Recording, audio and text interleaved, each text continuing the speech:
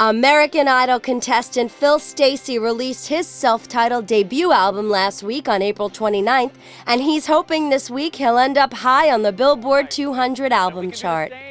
Stacey is familiar to millions of Americans after placing 6th on last year's Idol, and it was on that show that the judges confirmed he'd have a big career in country music. Stacey's first single is If You Didn't Love Me, which was written with Gary LaVox of Rascal Flatts, who just happens to be label mates of the budding music superstar.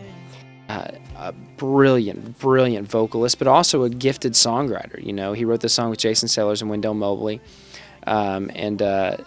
you know, it was just a song that connected with me. I love the melody of it. I love the lyric of it, and so you know, I cut the song. I was really pleasantly surprised to see his name on it. American Idol is coming under a bit of scrutiny after Judge Paula Abdul gave a critique of a performance without even hearing it. It was revealed later Abdul was going off notes from sitting in on a rehearsal, and Stacey said that it's not uncommon, for better or for worse. We do a lot of dress rehearsals, and those judges watch the dress rehearsals. They watch them from their dressing room where they can see a very clear picture of what America's going to be saying for the live performance later. They write notes down because it's hard to hear in that room. It's easy to be distracted, so you want to get a good idea of what that performance is going to be like.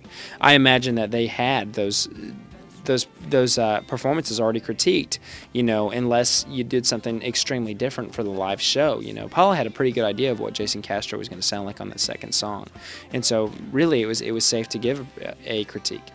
It's interesting that people are seeing that that's a possibility, that the judges are getting a predetermined opinion of what the performance is going to be like before the person performs. For me, it was clear last year because Chris Sly, who's a very great friend of mine, like a brother to me, you know, he gave a killer performance on Gwen Stefani Week of a Police song.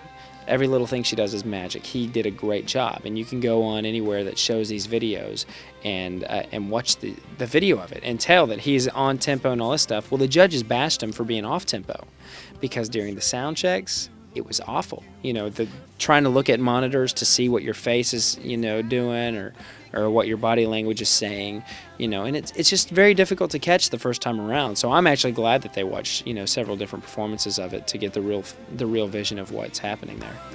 Phil Stacey has been doing a heap of promotion for the album, which was produced by Wayne Kirkpatrick, who worked on Eric Clapton's Change the World.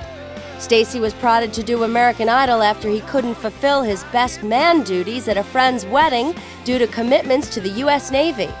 The friend said the only way he'd forgive him is if Stacey auditioned for American Idol.